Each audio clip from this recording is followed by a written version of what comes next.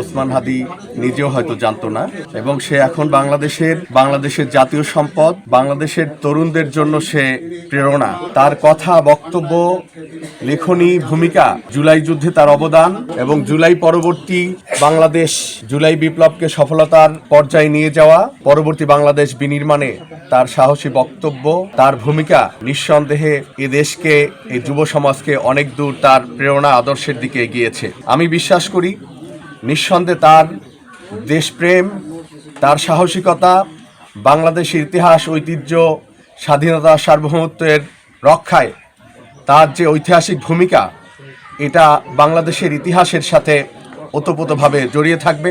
এই বাংলাদেশের ইতিহাস যতদিন থাকবে ততদিন ওসমান বিন হাদির ইতিহাসের সাথে সম্পৃক্ত থাকবে। আজ কি বুঝলেন ভাই? অনলি যেটাই চাই।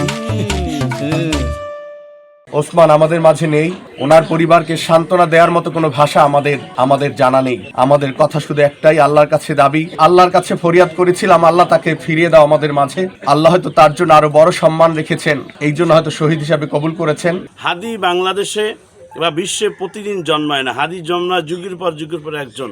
অতএব হাদি শুধু একটা নাম নয়, হাদি শুধু নলসিটির একটা সন্তান নয়, সে বাংলাদেশের একটা সম্পদ, সে বিশ্বের একটা সম্পদ।